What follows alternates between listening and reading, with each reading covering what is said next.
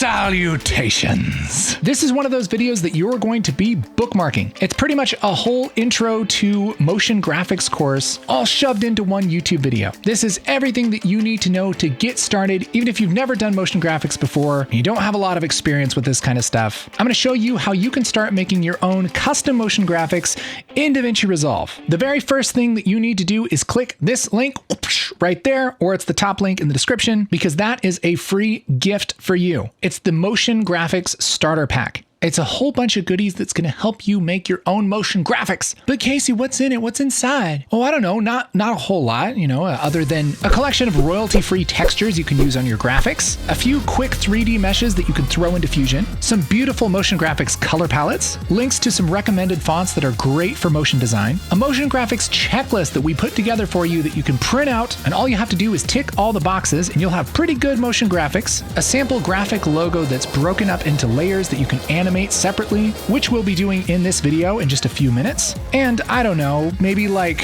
1,200 motion graphics sound effects that are totally free to use, royalty free, and they're wonderful for sound designing all the little things that you're gonna have moving now. Again, totally free download, that's our gift to you. Let's jump in, start making some cool stuff. We're gonna start real easy. So here I have our motion graphics starter pack. We'll be using this throughout the video.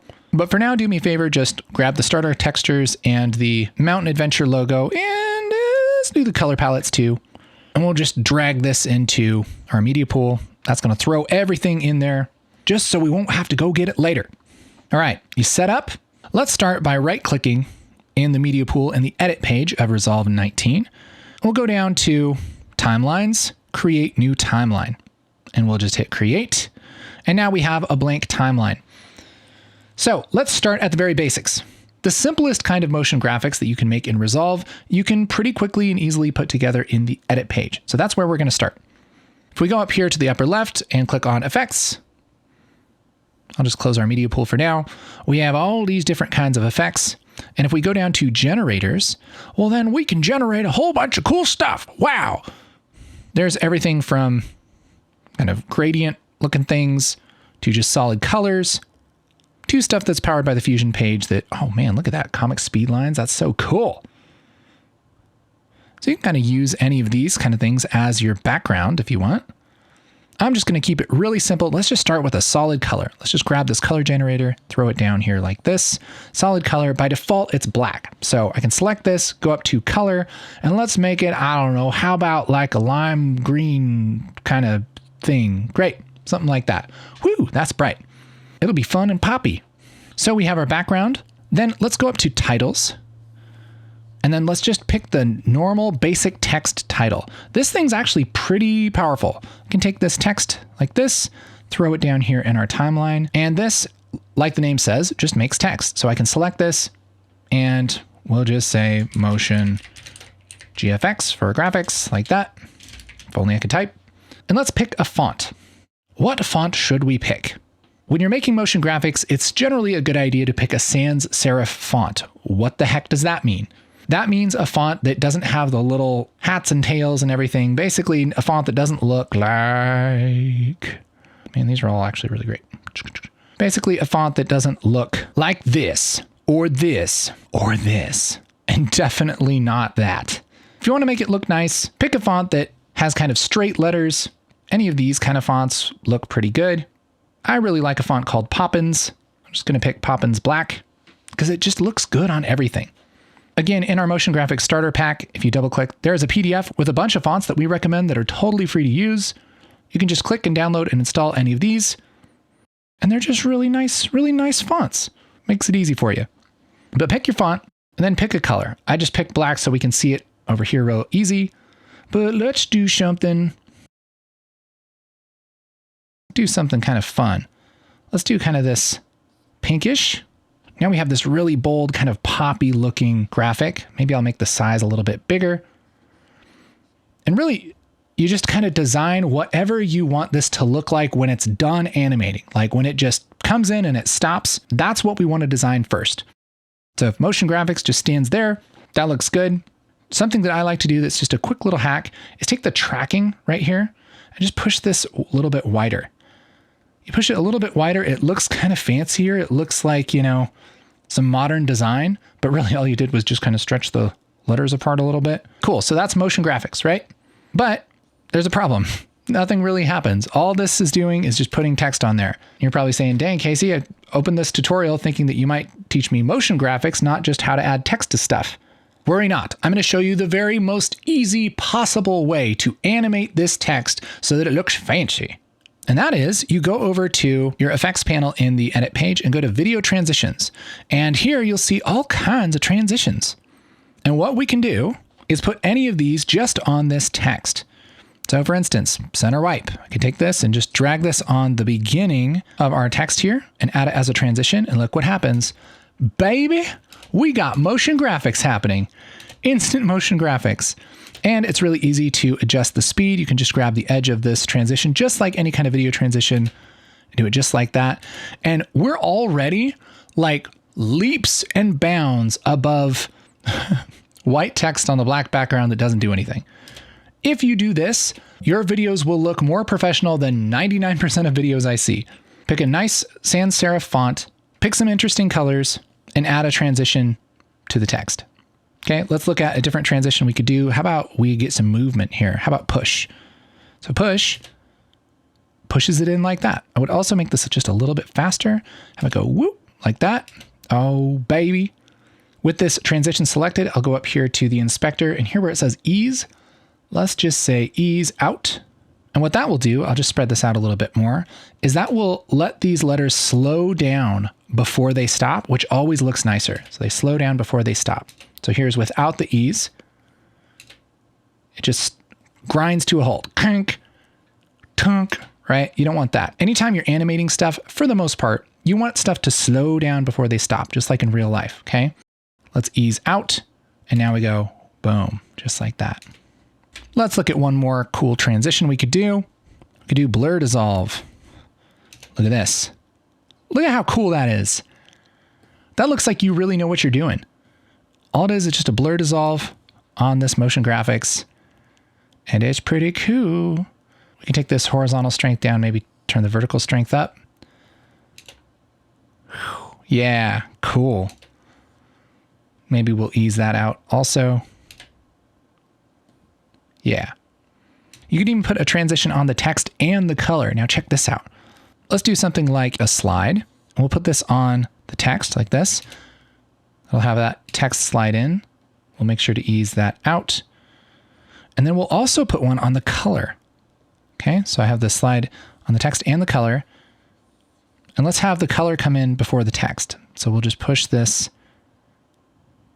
text over here. And look. See? Isn't that cool? Ease this out as well. And now we have some pretty cool graphics. We can put this over a video. I'll just pick any video file here. Just throw this down like this. We have our video segment. Maybe it's our documentary, right? And then we have our chapter. That looks so sick. You could even make like a little lower third if you want to by grabbing these settings for our solid color. That's just here. There's generator and then there's settings. And we could crop this, crop the top like this, crop right. So it's something like that. Maybe crop the bottom. There we go. We'll take this text. I'll switch over to the text under the title. Let's adjust the position and the size of the text. And we'll just throw that down here like this. And guess what? Now we have a really cool lower third that looks so pro, and you don't even have to do much. Like, there's nothing wrong with that. And it looks great. So you can do so much stuff in the edit page that really there's no excuse not to have some nice motion graphics. And I mean, we could spend the entire video just talking about the cool stuff that you can do in the edit page. But there's a big old but, a big old booty.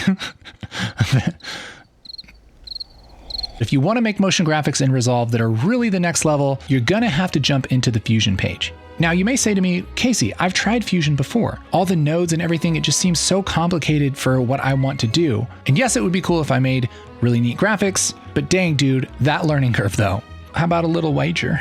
I want you to give me until the end of this video to convince you that it might, just possibly in the world of possibilities might be worth jumping into Fusion to do some cool stuff. If you're somebody who's afraid of Fusion, I want you to just sit back and relax and appreciate the cool stuff that we can do. And if you make it to the end of the video and you're like, okay, that's pretty cool, you have to put that in the comments. You have to say, okay, that was pretty cool. Then tell me your favorite part. And if you go all the way through and you're like, okay, that's just still too much work, then I want you to comment what is in your way. What's the thing that's keeping you from jumping into Fusion? All right, sound like a deal? Watch it to the end and then let me know. So we're going to bravely adventure into the Fusion page. I'm just going to go ahead and delete this stuff. And I'm going to start by making a new Fusion composition. Now, all you have to do is right click in the media pool and go down to new Fusion composition and then hit create. All right. What that's going to do is make a new Fusion composition here in the media pool. Double click on that, and that'll automatically take you into the wild world of Fusion. Take a look, and you'll see into your imagination. Which, when it opens up, should look something like this. Now, we're going to go over the basic things that you need to know in order to start making graphics inside of Fusion. If you want to learn more and have a super deep dive on Fusion in general, here's the perfect video for you. You can go take a look at that after this video to get a little bit better understanding. The one thing I'm going to do is go up to Workspace and uncheck Show Page Navigation. That's just going to give us a little bit more screen real estate here. And let's go through the basics here. In the Fusion page, there are a couple things of note. First of all, we have two viewers, the left viewer and the right viewer. These are a lot like the viewers in the edit page, where you have your program and your source. Except for on the right, this isn't always necessarily what your viewers are going to see. On the left, this isn't necessarily always just a piece of media that's not in your timeline. Either of these viewers can be used to view any part of your composition. Now, that's going to make a little bit more sense later. What you need to know so far are there are two viewers and they are right here. Down below, we have the nodes. So this is the scary part for a lot of people in Fusion, but the basic concept of nodes is actually really, really simple. A node is the name of these little boxes that live here in Fusion, and each box has one job, one big job. So you can also think of this as like a one step in a process. By default, when we have a new Fusion composition, we have our media out node, and that has one job, and its job is to put video on the timeline. So whatever we connect to this, that's the video that's going to be put into the timeline. So let's start real simple with a background node. You can make a bunch of nodes by clicking and dragging any of these little icons right into the node graph. So I can grab this far left node, which is a background node, grab it and drag it in. That's going to make a background node. This background node, I can take and drag up into any of these viewers. I'll drag this into the left viewer first, and we can see that what this is doing is making a black background. It's just like the color generator in the edit page that we already used. See, look, we could make that same color, but this background node isn't really going to do anything until we connect it to the media out. So we can grab this little gray square, click and drag it, and that's going to let us connect it to something. If we drop that connection on the media out, then we can see our second viewer fills up with this kind of lime yellow green color. So we have two nodes here. The first one is making this background. The second one is taking that background, since we have it connected, and it's going to put that image into the timeline. So what do I mean by that? If we go back to the edit page, I'm just going to go back to show page navigation, go to edit, and we were to take this Fusion composition, this one that we're making, and I were to drag that down into the timeline, what that's going to do is make a video clip from this, and it's going to be this color. And that's because we have that color generator connected to the media out. Now, what happens, I'll just get rid of this and double click on this again. What happens if we disconnect this from the media out? We have this background color, but the media out isn't getting any video. So if we go over to edit, take this Fusion composition and drag it down, look what happens. No frame available for media out 1. That means you haven't connected anything to media out. So what we need to do, I'm just going to double click and open that again, is make sure we have stuff connected to media out, and anything that we connect it to, whatever shows up here on the right by default, is going to be what we see on the timeline. So we can make a similar thing to what we made on the edit page here in Fusion. So we can make a text node. That's this third node here. Can grab this and drag this in. And I'll take the text node and drag that into the left viewer so we can see what's going on. This is just kind of opening that up so we can take a look at it. And this text, let's call this motion GFX, like that. And we'll pick our same font, Poppins, black, big size, a little more tracking, and we'll make it this nice pink. Okay. So we have two different pieces now. We have the text and we have the background. How do we get the text to go over the background? It'd be tempting to just put this in between the background and the media out. So you can take the output of the background, drag it on the text, output of the text, and drag it on the media out. But then it shows us just the text for some reason. And that's because this isn't actually how it works. See, any node has these different little color triangles. And these are the different inputs for the node.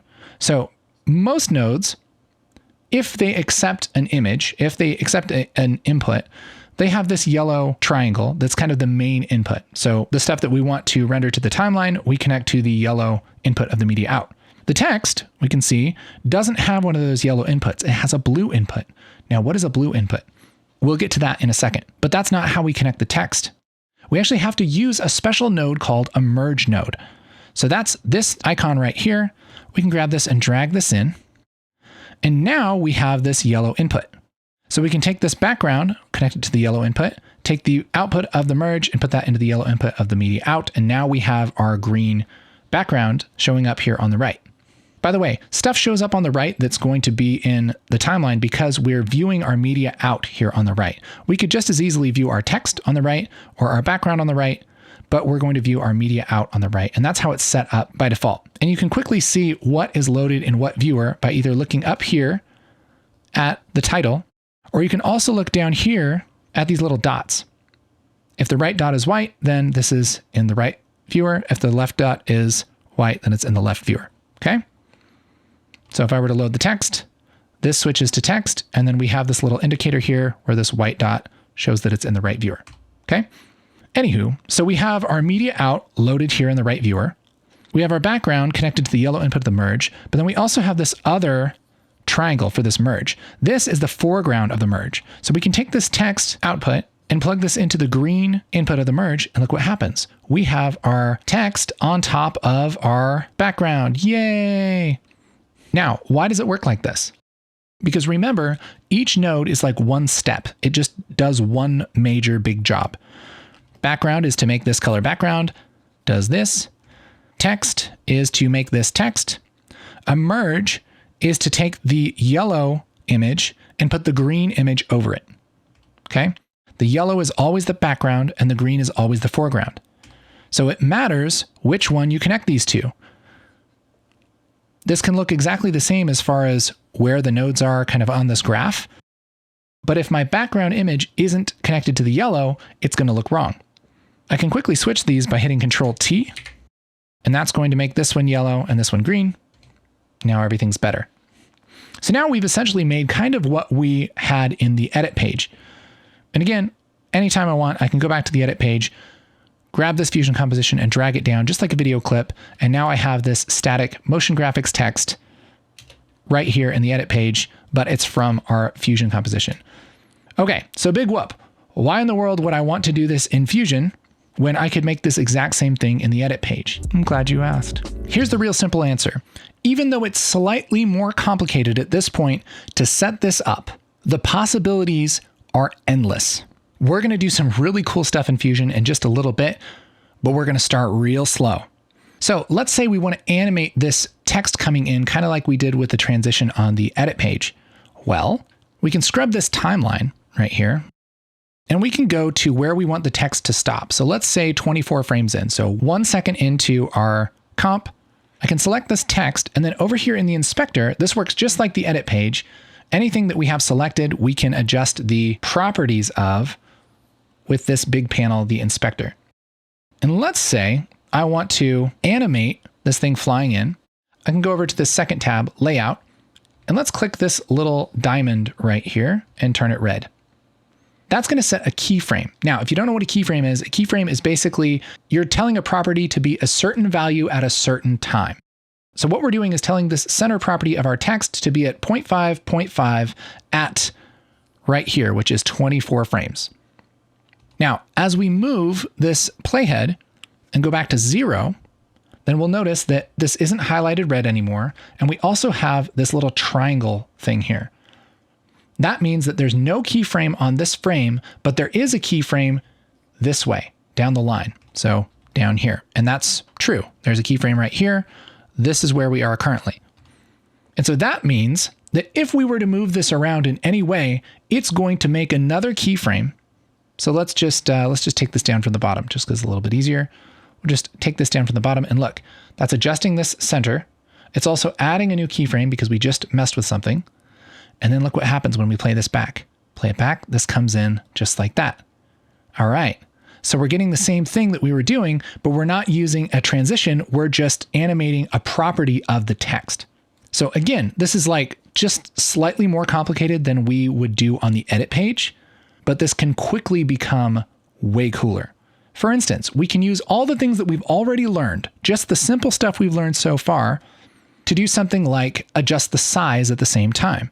So for our size, we'll go over and hit a keyframe there, go back to frame 0, and we'll take the size all the way down to 0. Now look what happens when I play this back. It's flying up like that, which there might be a transition that does that, but not exactly like that. And we don't have a lot of control over exactly how that works. But here we're kind of building something from scratch. So it's a little more work, but it's very, very customizable. Okay. We could do the same thing and have it rotate. Look at this. We can rotate this on X. So we'll have it reset right there. And then at frame 0, we'll have this rotate on X, and look what happens. Now we have this kind of flopping up like that. Let's have this flop the other way. I'll just push this back a lot. So now this kind of spins as it flies up. Oh, isn't that cool? So we're like 2 steps into this, and we already have so much control over this. We can make it exactly the way we want it, which is why I love Fusion. And look at that. We didn't even need to do much with nodes. All we did was put the text over the background with the nodes, and then we kind of forgot about the nodes. We can close those out. We don't even need the 2 viewers. We could spend a whole bunch of time just animating stuff here with the timeline and the inspector, which is a lot like the edit page. Let's do one more thing. Let's rotate the Z, which is going to be like this. We'll set that at 0 and then bring this back to frame 0 and just have this rotate a lot. And now we have this flying in crazy like that. Now, is this the nicest looking thing in the world? No. Do you really want to make something like this? Probably not. But you have the ability to do all this stuff. That's so, so cool. Let's reset that motion just by going later here in our timeline to where we have the text looking like we want. And then any of these properties that are animated, I'm just going to double click on to reset. That's going to get rid of the keyframes and the animation. And now from beginning to end, it just looks like this. Let's have this text pop up kind of out of nothing. And we already know how to do half of this. We know how to have the text pop up. So let's have it end at 24 frames. We'll just go here to center and click our keyframe. And then, I don't know, maybe at like 12 frames or so, we'll have this go down. We'll just have it go down kind of halfway, something like that. So now this just pops up like that. All right. Pops up like that. When this is down below, we don't want to see the text. So one tool that we can use to kind of control whether you see something or not on a certain part of the screen is a mask. Now, right here in our nodes, these are the different masks that we can use. And let's just grab the rectangle mask to start out with. And here, as we drag this in, it's going to draw a rectangle on our interface.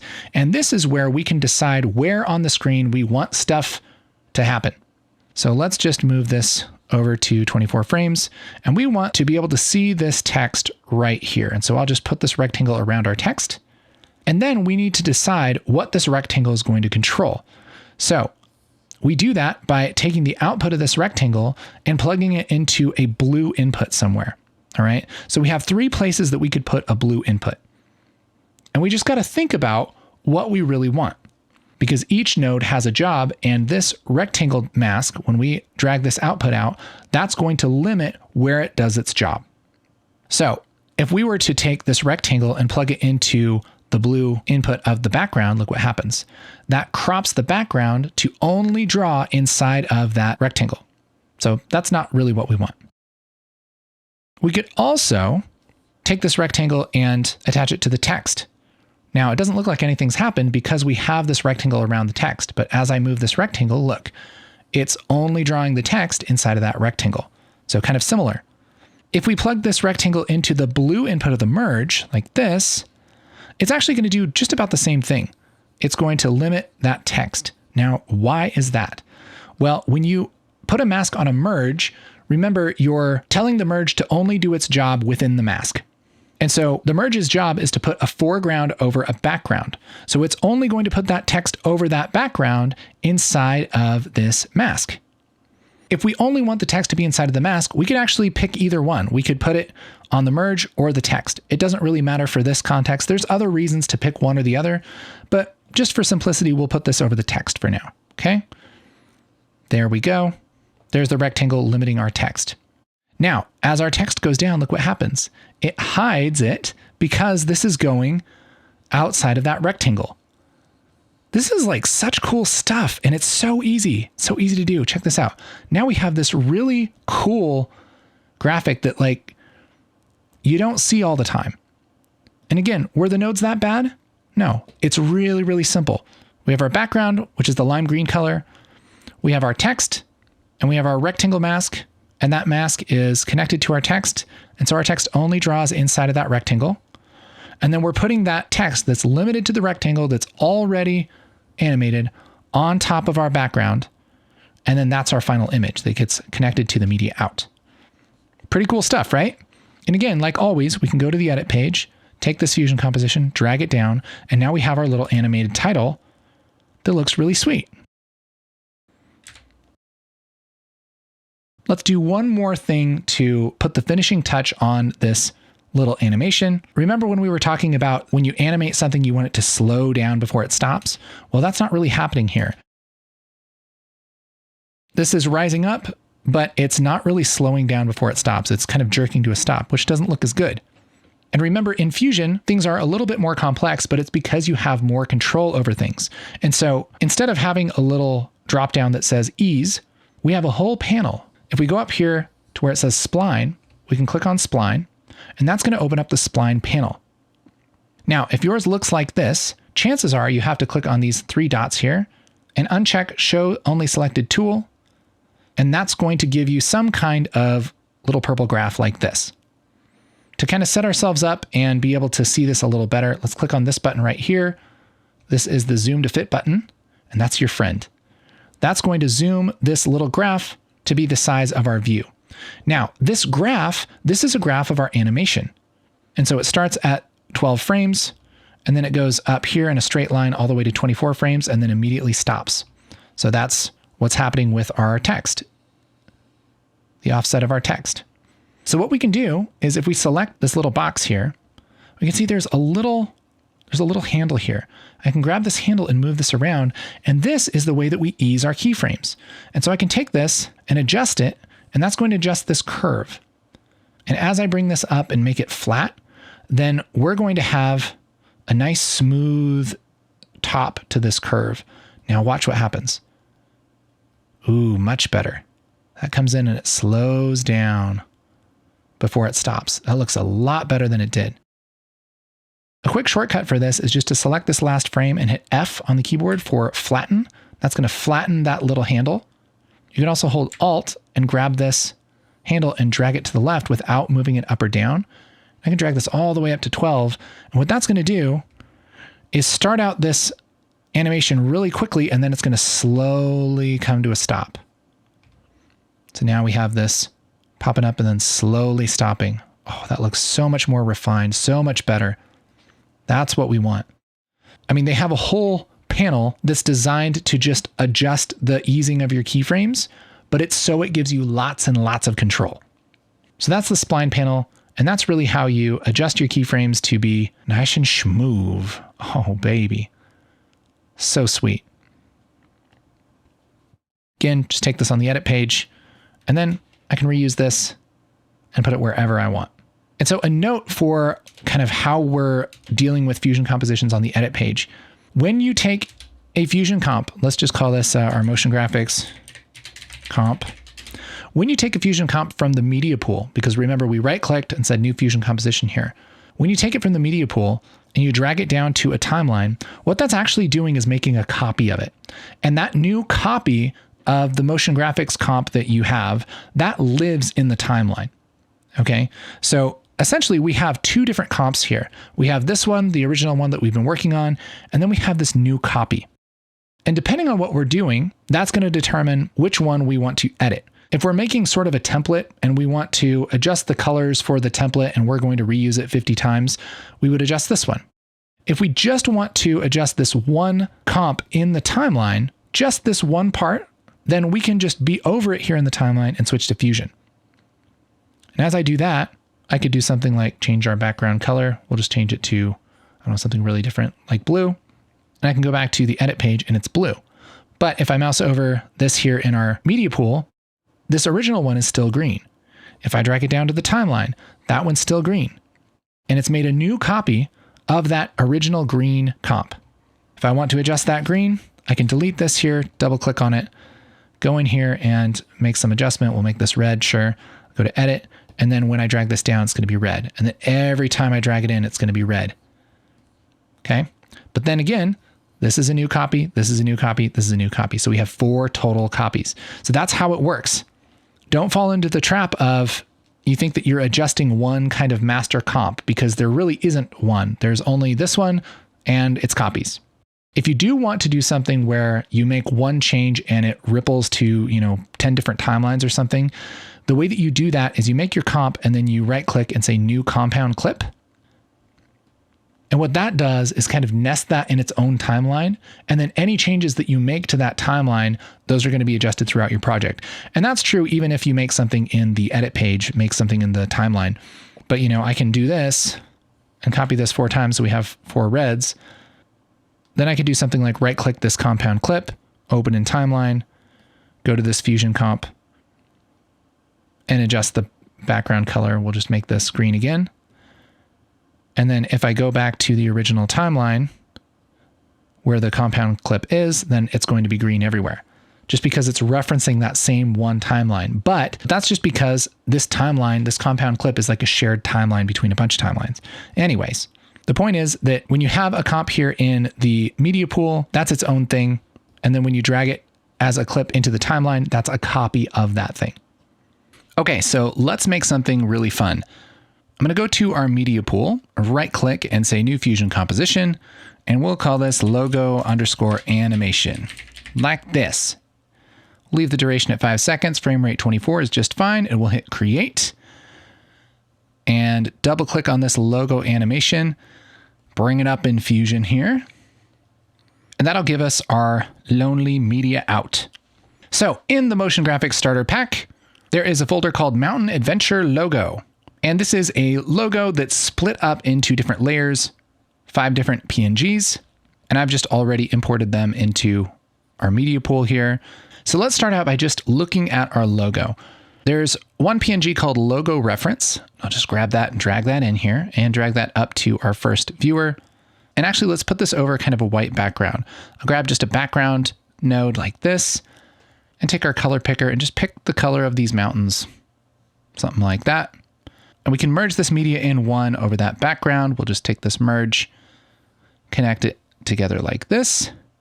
And here's kind of what we're going for. This sort of thing. I'm going to go up to workspace and unshow my page navigation so we have a little room. And here it is. Adventure awaits. Adventure awaits. So this is just the standard logo. But what we want to do is make a motion graphics version of this logo. Now, depending on the logo that you're starting with and the assets that you have, you can approach this in a bunch of different ways. But what's really fun is that if we have this split out into multiple different pieces, we can animate all these pieces separately. So for instance, we could have the mountains come up. We could have the stars kind of fade in and kind of start to twinkle. We could have these lines kind of moving back and forth. We can do all kinds of cool stuff. And the ability to do all this freedom is what makes using Fusion so exciting. So the first thing we're going to do is rebuild this logo. I'm going to take my media out and I'm just going to bring that over here to the right. So we have a lot of space right here. That's so we can grab our other layers, which I'll just grab our logo 01 and then shift select logo 05. That'll select all 5 of these here in the media pool. I'll grab these and just drag them down into our flow and look what happens. This will bring all of these layers in as media in nodes and then merge them all together. So if we were to look at merge 5, we can see we kind of have them all over themselves.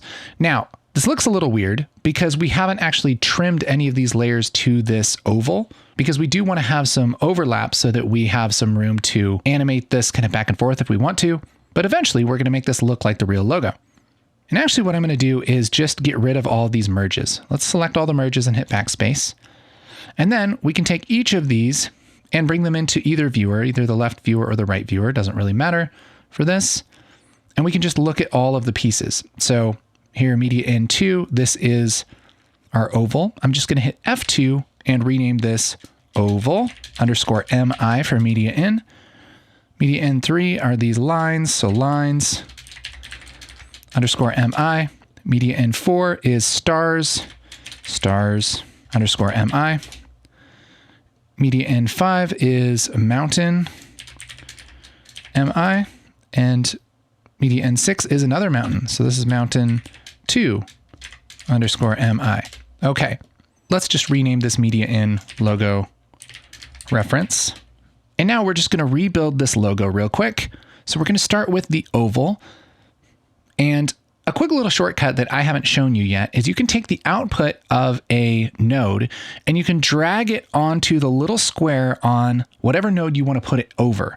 And what'll happen when I let go is that it will make a merge node, and whatever node I was dragging, this one right here, is going to be set as the foreground.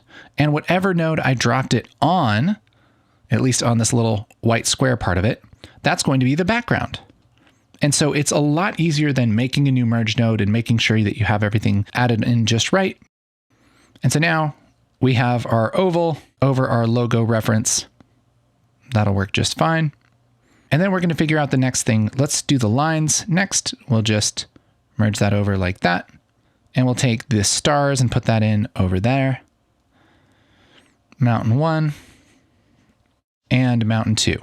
So now we've added all of these in and just kind of built them like layers from left to right. So the background, this white background, this is like layer 1. And then we have layer 2, layer 3, 4, 5, 6, 7. So even though we don't have a layers panel that actually has an interface to show the stack of layers, we're essentially doing the same thing. We have several different images and we're putting them one over another. The only difference is instead of having a stack of layers like this on this panel, we're putting layer 1 here and then connecting it to layer 2, layer 3, layer 4. And that's kind of how we build our layers in Fusion. Takes a little getting used to, but after a while, pretty much guarantee you, if you use nodes for long enough, you're going to prefer doing it this way. I know that's crazy, but it's true. So here we have all of the stuff for our logo. Let's get this cleaned up a little bit. Let's look at this. And what are the big problems? Well, one big problem is that we're not limiting anything to this oval.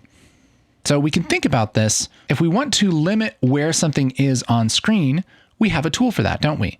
That's a mask.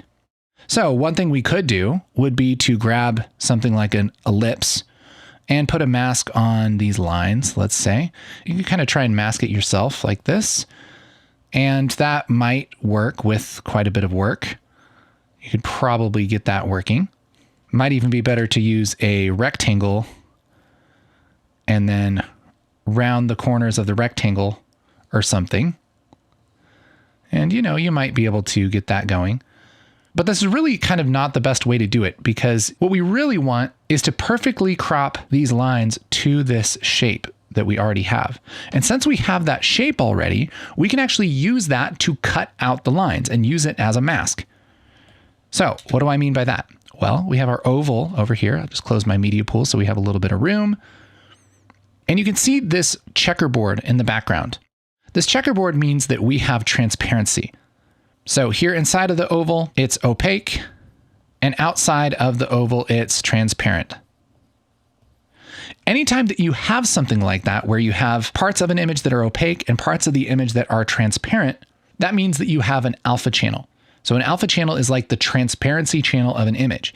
In fact, we can mouse over here and hit A for alpha, and this will show us our alpha channel.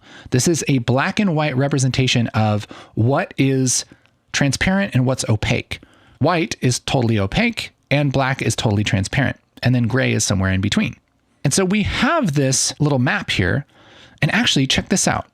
I'll just make a rectangle mask and put this in our viewer here. Look at this.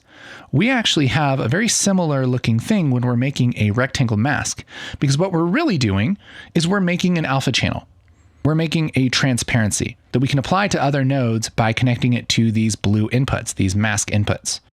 And so just like we can use this rectangle and connect that to our lines to limit where our lines are, we can also use this oval that we already have, our oval PNG, and just connect that to our mask input. So watch what happens. Boom. Oh, snap. So now we have the lines perfectly masked to this oval. We're essentially just using the oval to cut out the lines. We could do the same thing with the mountains. So here we have a mountain 1, mountain 2. We can apply this output to multiple things. We could put that in the mask input of this mountain and this mountain. And look at this. If we look at the finished result, we have these mountains perfectly cut out on the edges of our oval. And this is one of the coolest things about nodes, is that you can use a node for multiple different things.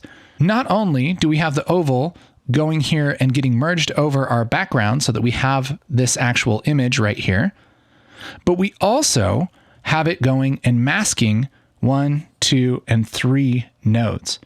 So we're using it as an image and a mask in 3 places all at once with only one image. It's pretty crazy. And so now we have these all cut out. The other thing I want to do is cut these mountains off right here. So I can apply another mask in a couple ways. Probably the easiest way is just to take a rectangle mask and apply it to the merge. And that's just going to put this over the background only inside of that rectangle. And I'll apply that to both mountains like this. And now we have essentially our same logo kind of recreated here. And we could also apply this to the lines. There we go. So there's the same thing. Ooh, and I actually have these switched, don't I? If we want to switch these mountains, I can just disconnect each one. And I'll just put this, I'll just move these back and forth like this. Put them in like that. There we go. No problem. Easy to switch. And now we have our logo recreated, but with separate layers. So we have this all broken up into these separate pieces. And the reason we do that is so that we can animate these and adjust them separately. In fact, let's even recreate our text real quick. We'll just say text plus adventure. This is in Poppins. Poppins black. Boop, like this. Ooh, this might just be Poppins bold. Poppins bold. There we go. We'll just put that right over our adventure. And we'll use the same color. Great. Adventure awaits. Copy and paste this text, and I'm going to merge it over. This one's going to be awaits. Take the size down. Put this over where it's supposed to be. And now we can just get rid of our original logo. And we have our fully rebuilt animatable logo here. So depending on how you adjust things and what kind of art you have, you may or may not need to go through this kind of process. But once you have your logo split up into these layers, then we can adjust them separately. So we could do something like take these mountains and move each one around. We can take the stars and move those around. We can adjust the opacity of the stars by using this blend slider here. So we can fade them in and out. And just the world is our burrito. So let's think of a cool animation here that we can do with this logo. I really like these lines. And I was thinking the lines could kind of move back and forth. I think the mountains could pop up from the horizon here. and maybe the stars could fade in. So let's do that. But the one thing I'm going to do is actually change how these masks are done. And the reason for that is this. If I were to grab one of these merges and move this around, you can see that this mountain is being cut off using this oval mask. And it's being cut off before I move it.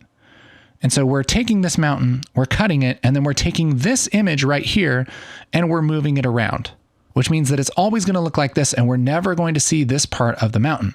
Whereas if we weren't masking it, we have the rest of this mountain to play with. That's a pretty good indication that we don't want to mask these here, that we might want to mask them on the merge nodes. So let's unmask all of these. Let's take our rectangle mask. I'll hold shift and drag our rectangle mask. That'll unconnect everything. Okay. And we'll take this oval and we'll plug this into the mask of the merges instead. Now, at first, this is going to look exactly the same. It's going to look exactly like what we just did. But the difference is when we move this merge around, look at this. I can move this and I still have the rest of this mountain part right here. So I'm not cutting it off beforehand. I'm merging it and then cutting it. All right. So it's almost like we're moving it within this frame. So that's one of the major reasons why you would want to mask a merge versus an image. But let's take this rectangle and let's use the rectangle to mask this stuff. The reason for that is because I don't plan on using anything that's kind of below this part, but I would maybe want to use the rest of this mountain. I would maybe want to use the lines as they kind of move this way. So we're just going to take this rectangle mask and connect that to the lines and the mountains. We're just kind of switching those masks. Take this merge and reset it. I'm going to make sure that we reset all of our merges. There we go. Then we have our rectangle and we can move that up and that'll cut everybody off like that. That'll work just fine. And so now, if I were to take this merge and move it back and forth, then we have the full mountains and we can have some parallax or whatever we want to do. So let's do some animation. Let's do something really easy first. Let's fade the stars in. So let's say at frame 12 or so, we're going to have the stars be completely off. And to change how they fade in, I'm going to select the merge that they're connected to and go here to blend, set our keyframe, just like we did before with the text. And I'll take this all the way down. Now at frame, 30 or so, we can take this blend and push it back up. So now as we play this back, it starts with the stars off and then they fade in. Okay. There we go. Pretty simple. So now we have the stars coming in. Let's take these lines and move them left and right. Now I could move these in the merge, but it's actually a little better to use a transform node. So I'll take this node right here, drag it in, just like that, between my lines and my merge. And now that I have my transform, I have this little handle and I can move these back and forth, move this all around and animate it. And what's cool is I can see what this transform is doing by turning it off and on. So we're kind of building this in a modular way. Whereas if I didn't use the transform and I just used the merge, I could do basically the same thing. But looking at my nodes, I would have no idea that I'm adjusting this in the merge and I can get myself in trouble, get myself confused, right? So usually we just keep a merge doing the merge thing, just putting one image over another, and any kind of movement or offsetting or anything like that, we do just with a transform node. Okay. Then we know something's happening to it. There's some kind of animation, some kind of adjustment that's happening to the position, and we can turn it off and on really easily. So let's start here at frame 0, and we'll take these lines and just push them maybe this way a little bit. Then I'll go over here to the center of the transform and take that keyframe and turn it red. Then let's go all the way over to the end of this comp. And I'm just going to push these lines over until it looks reasonable, something like that. So now as we play this back, we have the lines moving, we have the stars coming in. Oh, baby. It's looking pretty sweet. Looking pretty sweet. And remember, the reason why we don't see those lines extending out here is because we're masking this merge right here with the oval. So it's kind of cutting everything out in real time. So we have our lines and our stars. Our oval can stay where it is. Let's animate the mountains. So this mountain, again, let's do a transform. I'll just grab that from the bar, drop that in here, and we can move this back and forth, up and down. So let's have our mountains just kind of move in parallax a little bit. I think that would be fun. So let's take these mountains and at frame 10 or so, let's just move the mountain over, and we'll do that with a transform. I'll just grab a transform node and put this in, and we'll push it over a little bit like this and hit that keyframe for the center. And then maybe at frame 70 or so, we'll have that stop. And I'll just reset this to 0.5. That looks good. And I'll do a similar thing for this other mountain. We'll take another transform node here. And at frame 10 or so, let's again kind of move this over a little bit. Let's just see what this looks like. And then at frame 70, reset it to 0.5. So now as we play this, we have everything moving at different speeds. It's kind of cool. But maybe we want to adjust this a little bit. If we want to adjust the timing of the keyframes, we want to do that with the keyframes panel. So I'll go up here to where it says keyframes and click on that. That's going to bring up our keyframes panel. We're going to hit this button right here, which will help us zoom into all of our animation. Now, if yours doesn't look quite like this, make sure that under these three dots, you have show all. And right now I have animated checked here under this little sort button. And that just only shows anything that's animated because that's really most of the stuff that I want to adjust. And if I twirl each of these tools down, then we can see these little white tick marks. And these are the keyframes for our animation. And as I move these back and forth in time, that will adjust the timing of my animation. So we have this transform that's adjusting our lines, transform 1. This would actually be helpful if we renamed this. So we'll just call this lines XF for transform. This is going to be mountain 2 XF. And this is going to be mountain 3. This is just going to be mountain underscore XF. So let's just box select these two keyframes and move these down to the end and move these to the beginning. Good. And we'll have the stars start at 0 and fade in this way too. So now, as we play this back, we have a little bit of movement on this logo. That looks pretty cool. Yeah, that looks cool. I think I want this mountain in the background to move a little slower and the foreground one to move a little faster. So which one's our foreground mountain? Looks like it's this one right here. The reason I know that is because it's the farthest to the right, and I can grab this and move it just to double check. So let's actually have this start at 0 frames and just move this over a little more. So now that moves a little bit faster than our background mountain. Yeah, that looks cool. That looks so cool. It's nice and subtle, nice and tasteful. I like that. In fact, we can probably even move this one over more. Let's just really exaggerate this. Just push this up like this. So now we have, looks like we're driving by in the car, you know? That's cool. So I'll close our keyframes panel and we have our little animation made here. And it's kind of the motion version of the logo that we had. And you can do this all kinds of different ways. You can have the mountains pop up. You can have, the stars twirling or whatever you want to do. But the really important thing here is that you understand how these masks work. Because again, if I were to take off these oval masks, you can see that we have all this stuff kind of overshooting that oval. In fact, we could even kind of group these together and then cut them out just one time with an oval mask. Now, how do we do that? I can select all these nodes that I want to group together, and I can hold Shift and just drag them up like this. That doesn't do anything fancy other than it just disconnects them from this main line, and it kind of makes them into their own thing. But we'll notice that if I try and grab this merge 6 and look at it, we can't see anything. Now, why is that? That's because we have this little merge right here, and he doesn't have a background node. So we could just take a background like this and plug it in, boop, like that. And that's going to give us all of this stuff on a black background. Now, that's sort of what we want, but we actually don't want it on a black background. We want it on transparent. So what we could do is take this background and just take this alpha and push that down. That'll make a transparent background. It'll make sure that it sets our size and everything for our little group here. And then we could take this whole thing and then merge it over. Put this in the media out, and we're back to where we started. The only difference is that all of these elements and stuff are here in their own group, and it's being put over our oval and our background. In fact, we could put our oval up there too. It doesn't really matter.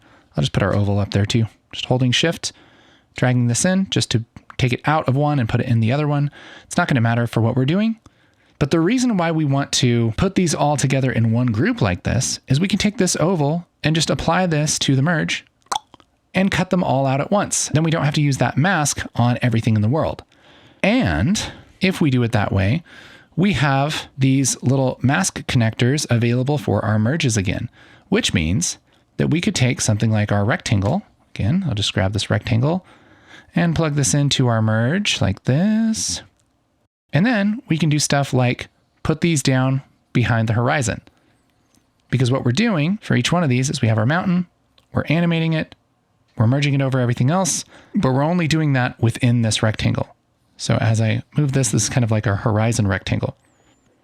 So much freedom. And I know that this is probably getting a little hairy and a little confusing because there's so many different places you can put masks and connect things to things. There's no wrong way to do this. It just depends on what you want to do. In fact, you don't even have to reuse these masks if you don't want to. You can always just copy them and paste them. If that works better for you, that's totally fine. There's nothing wrong with doing that at all. The reason why I like to connect things to multiple things is because then I only have to adjust one mask to adjust multiple things.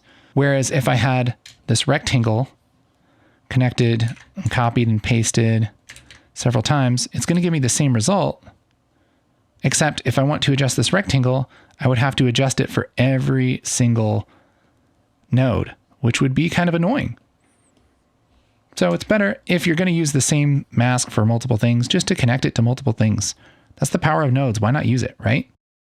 Maybe I'll leave the copy of the oval because I don't think we're going to move it around too much. But that looks good. Here's our media out with our text. We have our beautiful adventure awaits.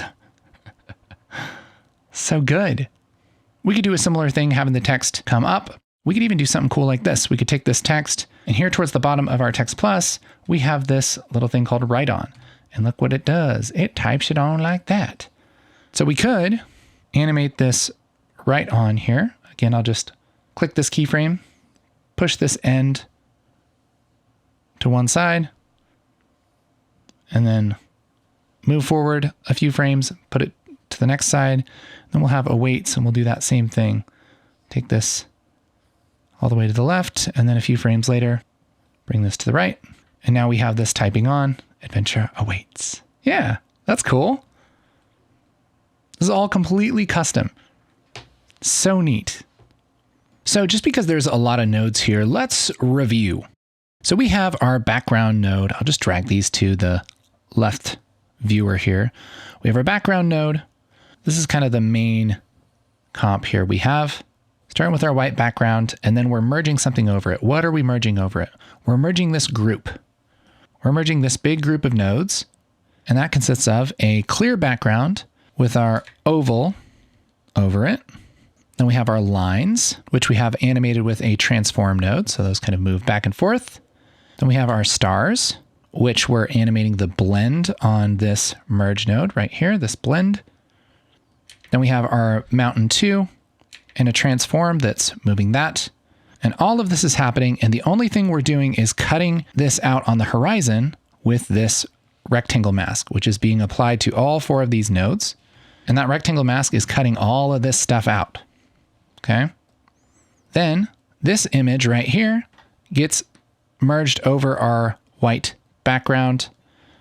And then we're using that same oval and cutting it out just so it doesn't go outside of the oval. Then we have our text and our other text, and both of those are animated just to type on. And there we have our finished logo. Okay, let's talk about some other cool stuff. I'm just going to make a new fusion composition here, and I don't know, we'll just make kind of a blue background here, something like this. Because I want to talk to you about textures. When it comes to motion graphics, one of the easiest hacks to just make something look cool is just to put a texture on it. And we can use textures in a bunch of different ways. If you don't know what I mean by texture, I mean just an image of something that kind of has some texture. We have a collection of different textures here in the Motion Graphics Starter Pack. And here in Fusion, we can do some cool stuff with these textures. I'll just rename this texture underscore MI. I'll take the output of this texture and put it over our background. And then we can do something like change the apply mode of our merge. That's the transparency mode here, where it says normal. We can switch this to something like multiply. And look at the cool stuff we can do. So now we have this kind of blue grungy texture. And not only can we apply it like that, but we can also run this through effects to change how it looks. So I could, of course, use a transform node like this, and I can change the size of the texture. I could change the rotation. I could even kind of duplicate this texture by going to here where it says edges canvas, go to edges wrap, and then I could take this size down and look at that. It's going to tile that texture.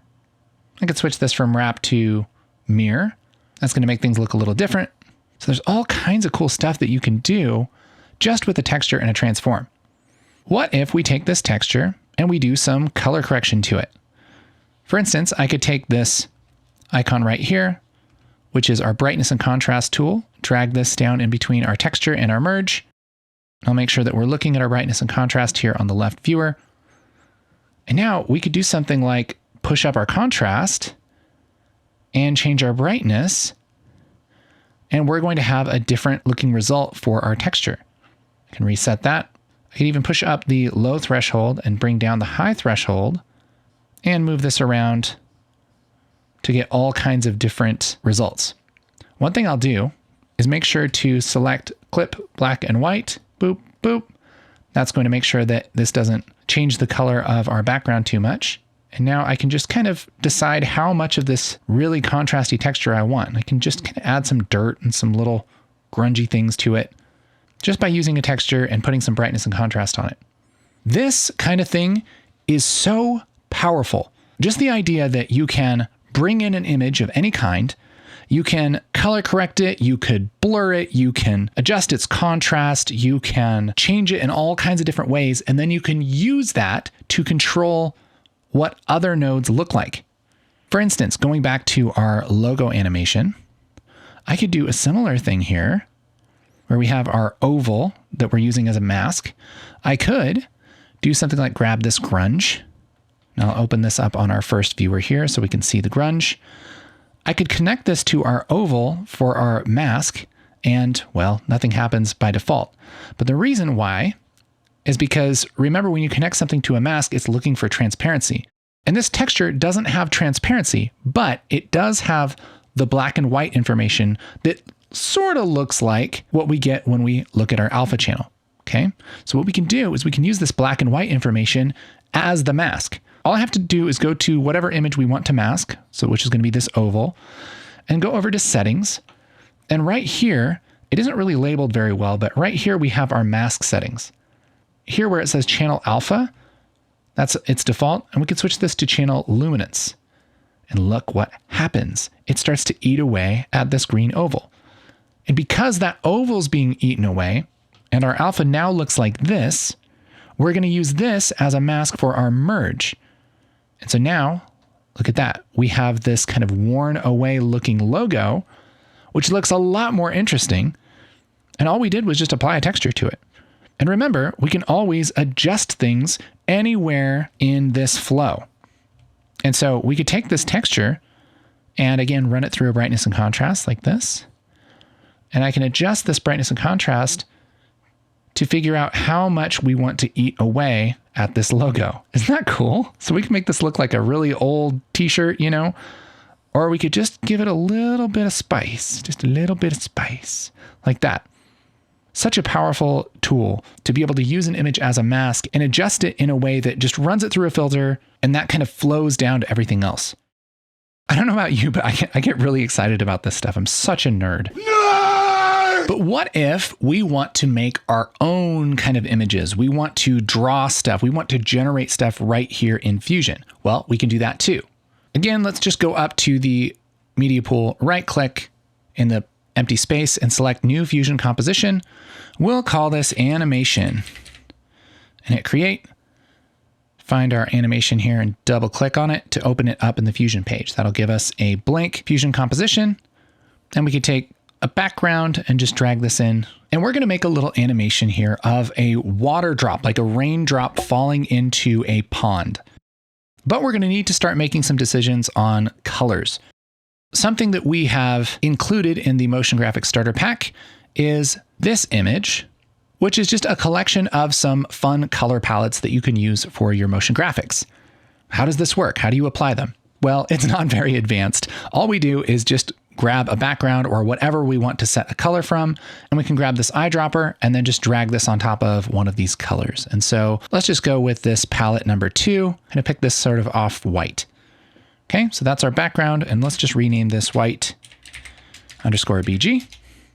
And now let's make the lake. This is going to be really simple. It's just going to be a rectangle mask on a background. So we'll take another background node here, and I'll pick a color from our palette. So let's just pick this dark blue, and we'll call this dark blue BG. And we'll merge this over our white background. That will make everything this blue. But then let's take a rectangle mask, just drag that down, and plug the output of the rectangle mask into the mask input of the dark blue background. And now we have the dark blue background masked to this rectangle. I'm going to take the rectangle and just grab the edge of it and make it really big, but then I'm going to push it down with this little handle in the middle, and then we'll just kind of push it down to something like this. Sure. So we have the sky and the water. You see what we're going for? And the idea that I have in my head is to start with a water droplet. It kind of starts like a circle, and then it ends up falling. And we have, kind of speed lines or wind kind of goes past this, and then it drops into this pond, and then there's little ripples once it drops into the pond. So there are a bunch of different ways that we could make this water droplet. One thing that we could do that we've kind of already done a little bit of is we could take a background and set that to a color. So let's set this to our third color here. We'll just bring this up in our second viewer, and we could put an ellipse mask on it. That's going to start with the little water drop. But I want to have more of a custom shape here for this mask. So I could grab this third icon and drag this in, and this is a polygon mask.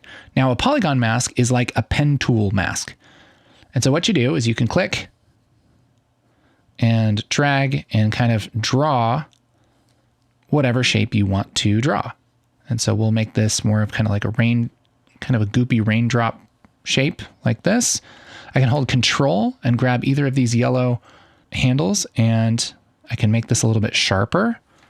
So yeah, something like that. We have a little raindrop. Oh, it's so nice looking. And what's cool is that this polygon, whenever I draw it, it sets a keyframe for the shape. And so I could move somewhere else in time. I was just drawing at frame 0, but as I move forward in time, let's just go to frame 119. I can change the shape around. We'll just kind of move this around a little bit. And it will animate this in between those two shapes. So this is going pretty slow, but you can see it's changing the shape. So this is how you can make animated shapes really easily inside of Fusion. So let's actually just kind of start over. I'm just going to select all of these points and then hit backspace. And we're going to start at 0. And I want this to be just kind of a circle. And so I'm just going to kind of draw a circle-ish shape. It doesn't need to be perfect because it's a raindrop. And we're going to start like that, but I want to make this a little bit smaller. So if I want to adjust a bunch of stuff all at once, I could go up to some of these tools here, like this tool right here is a shape box. And as I grab that, then I have this little transform box, and I can kind of move things around like this. And that would work. The other thing I can do is I can hold down keys on the keyboard and click and drag, and it will do certain things to this shape. So I can hold down S and click and drag, and that will scale this shape. I can hold down T for twist, and it will twist the shape like this as I click and drag. I can hold down X and just scale it on the X axis, or Y and it'll scale on the Y axis. And there's more, but that's what we need to know right now. So I'll hold down S and click and drag in the middle, and we'll just kind of make this small in the middle like that. And the idea is we're going to have the camera just kind of stay on this raindrop. So the camera and the raindrop are falling at the same speed, and we're just going to follow the raindrop down into the ocean. And the raindrop's going to look like this at first, and then as it picks up speed, let's say it falls until like frame 80 or so. We'll probably change this later, but as it falls, it's going to get longer and longer. And again, I'm holding control just to move this up. And so we'll kind of make this a little bit longer, make it kind of floppy like that. So now it goes from almost a circle to making that more of a raindrop shape. That's cool. And let's have this start just up a little bit like this. And let's have it end just down a little bit. So it just moves a little bit down the frame. And then it instantly goes into the ocean and kind of splashes. So let's have just like a 1-frame splash, just something really simple. You can get as crazy as you want animating this. If you're really into animating shapes and stuff, you can do a better job than me, but I'm just going to do like a splash like that. We'll have this kind of come up a little bit. And then maybe we'll have this kind of fall down like that. So now we have splash. Yeah, splash. Take as much time as you want to animate that. And this is our raindrop. So let's put this over our background here. Let's make sure we're looking at our media out. So we have our raindrop falling, splash. Great. We're going to animate this splash to happen right when it hits this water. So that water is going to be there, right there. So at frame 81, this is where this rectangle is going to be. So I'll keyframe the center. And then we'll just kind of take this back a few frames, I don't know, frame 60 or so. And we'll just take this rectangle and push it down off screen. So now, if you pretend like the sky is white, it's falling, falling, falling, falling, and then bloosh. Yeah. Bloosh. Cool. So right after this splashes, right here, that's where we're going to turn this off. So I'll take this merge and I'm just going to animate this blend. So 1 frame to the left at frame 83, I want to see this. And so here where it says blend, let's click this keyframe and then 1 frame to the right at frame 84. By the way, you can move back and forth with keyframes with the left and right bracket. It's kind of right above the return key. I'll just take this blend all the way down. So now it splashes and then disappears. Okay, boom, cool. I think that rectangle needs to come in a little bit quicker. So we'll go to keyframes and here where this rectangle is, let's just zoom in. And I'll just take this first keyframe over a little bit just so it goes a little faster. Sploosh, yes, that's what I'm talking about. Also gonna have the camera kind of slow down. And so really the only reference we have to where the camera is just this rectangle. And so we're going to have the rectangle slow down before it stops, which again is just called easing. That's in our spline panel. Just look at our displacement for our rectangle here. And this first keyframe right here, I'll just hit F on the keyboard, F. And then there we go. That's a little nicer. It just kind of slows down before it stops. Sploosh, like that. So cool. This is great, except for we don't really get the feeling that we're falling during this part. We need some kind of point of reference, things whipping by the camera, clouds or something like that. So we're going to get a little bit fancy and we're just going to use some kind of shapes. So this is going to be a little bit stylized. So we can do this a bunch of different ways. I'm going to show you the more simple, but maybe a little bit more work way, and then the fancier, a little less work way.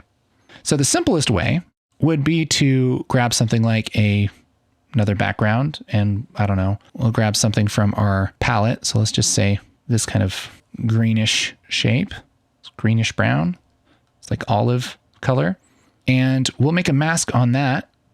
We'll just make a rectangle mask, and I'll make this tall and skinny and then push up this corner radius so that we have these little kind of thick lines, and we'll just make one of these like this. And what we could do would be to animate this going from the bottom to the top as this is falling.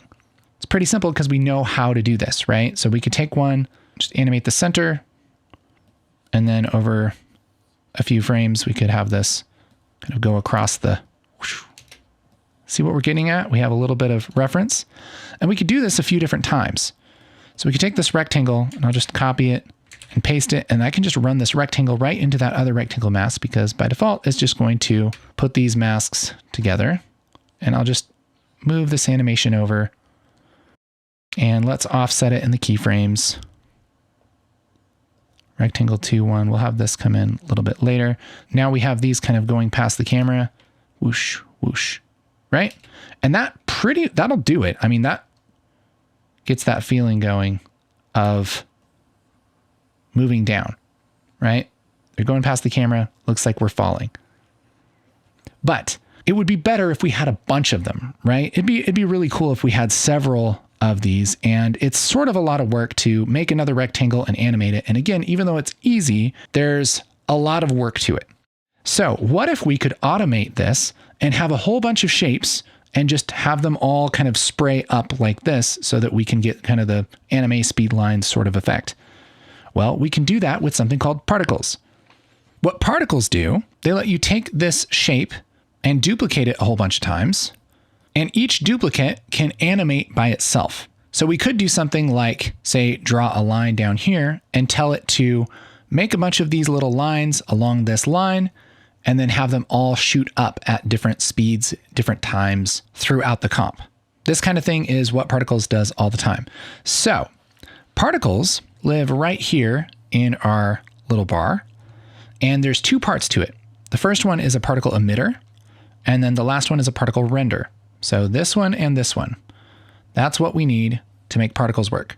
We connect the particle emitter to the particle render, and let's just look at the render by itself. By default, it looks like this. It looks like a 3D world where all these little pieces of dandruff show up. Each one of these little dots is a particle, and each one of those little dots can be animated separately. It's crazy. But before you get overwhelmed and worried, we're not going to get very deep in this. This is going to be pretty easy.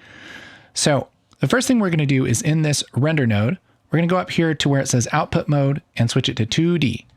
Switch that to 2D. That's going to just give us a 2D version of these particles. So we can still see there are all these little particles. And if we just play this back, we'll learn a lot. Check this out. If we just play this back, look what happens.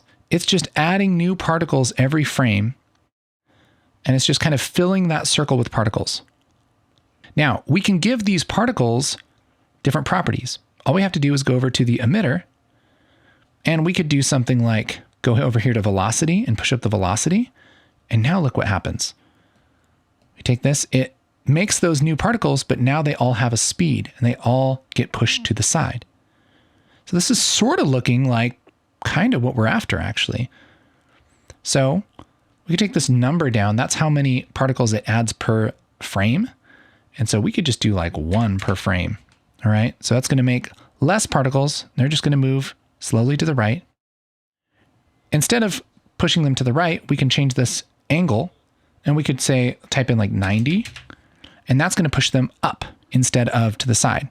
So now look, it's pushing these up. All right. So we're kind of halfway there. All we have to do is change this from starting from this circle to starting from a line down here, and change the little particles to not be these little dots, but be those lines that we drew. To change where the particles come from, we can select the emitter and go over here to region. Region is where it comes from. And here instead of sphere, we'll go down to line. And this is sort of confusing because it doesn't give you a line to start out with. It gives you 2 points, and you have to drag the points from the middle, and in between them, it'll draw a line. And so we can see it's making these along a line. I know it's really hard to see those, but it's happening. And so we can draw the line kind of under our frame like this, something like that, maybe down a little more. And that's what's going to make our particles. To change the particle, we're going to go to style. By default, it says point, but instead of point, we're going to go to bitmap. Bitmap just means a picture. So we can take these lines that we're drawing. It's really hard to see that. There. So we can take these lines that we're drawing. So I'll just get rid of this second one here. And I'll also get rid of the animation just by double clicking on center here so we can have this here in the middle. We can take this and instead of merging this over everything, we're going to put this into the yellow input of the emitter. And now look what happens. We should have this emitter emitting those lines. Just make sure, there we go. I'm going to zoom in here. It makes them really, really tiny by default. So let's make them bigger. Size controls will push those up a lot. Okay, we'll take these down here. And we'll also push up our velocity so that this pushes those lines. And we'll take this render and we'll put that over our render so we can actually see what the heck's going on. There we go. Now as I play this back, look what's going on.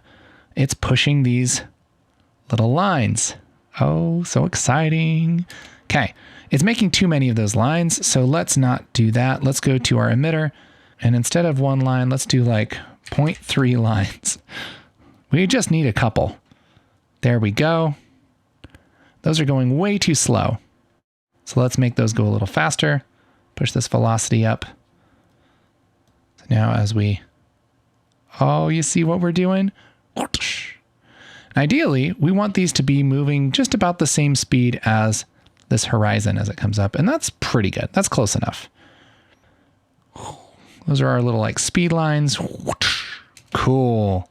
Now, this animation sort of breaks right here because things are still going forward and the camera is stopped. And so what we'll do is right about the time this blue comes in, we're just going to fade these out. So we can just take this merge, take this blend, and take this all the way down. And then a few frames before we'll have it all the way up like this. So now this goes. There we go. So cool. Such a cool animation. Maybe these lines are just a little bit too strong.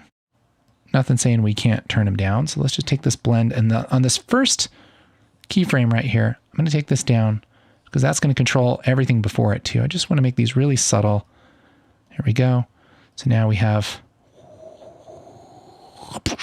awesome. Cool. Let's do just one more little exciting thing. So this raindrop, if it's going super fast, it's going to have some wind on it and it's going to kind of be going. And we could animate that by going to our polygon and kind of just wiggling this polygon and adding a lot of keyframes. But instead of doing that, let's put this through a little filter. And so I'm just going to bring this background up. Remember, this is kind of what we're working with is just this animated image here. And we're going to run this through an effect called displace. Now, if you go up to the effects library here and you roll down tools, you can search for effects. So we can just type DISP and this one right here, displace, that's what we want. We can grab this and drag this in here too. So there's a lot more nodes in Fusion available than right here. These are just kind of the quick ones that you use a lot, but there's a whole bunch of them. There's actually over 300 nodes in Fusion and they're all here in the effects panel. So that's a great way to find effects.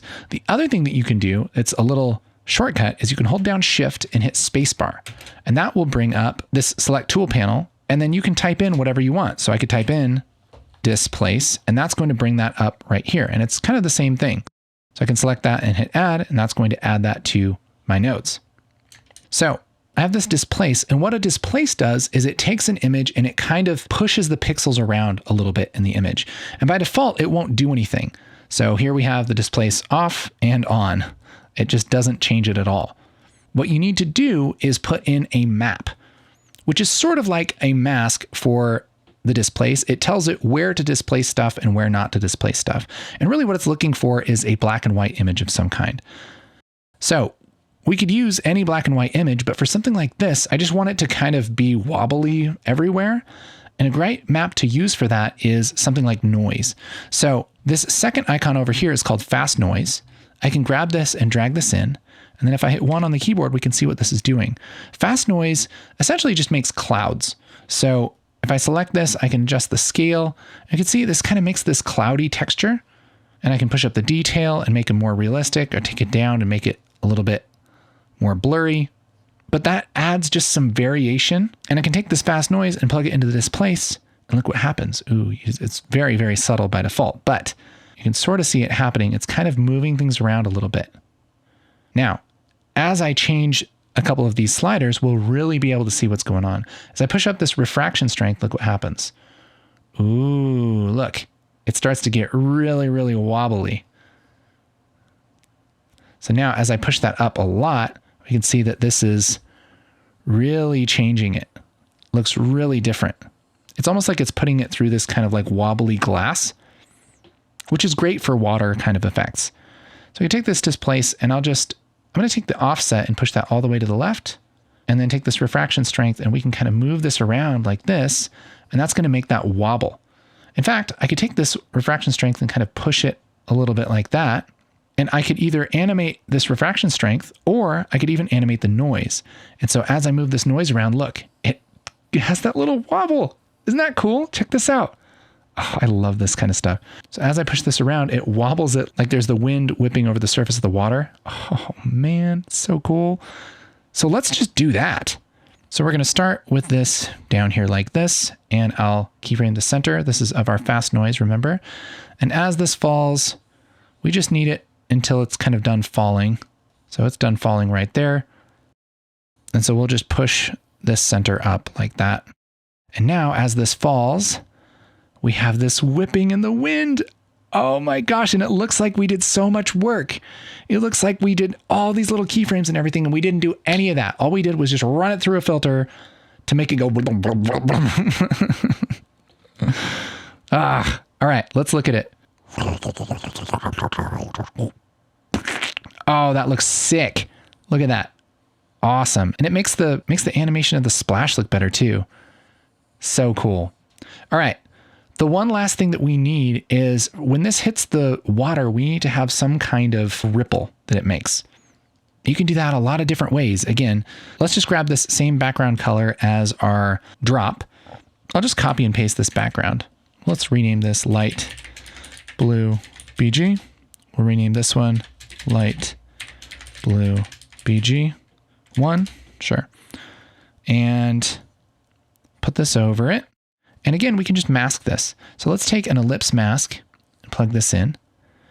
And this time, instead of using the full mask like this, I can go over here and uncheck where it says solid right here, and then push up the border width. And that's going to make just a ring, which sounds a lot like what we're supposed to be doing. It sounds a lot like what we need. So we can start this in the middle like this, and then right here, we'll just make this really small and set our keyframe for our width and our height.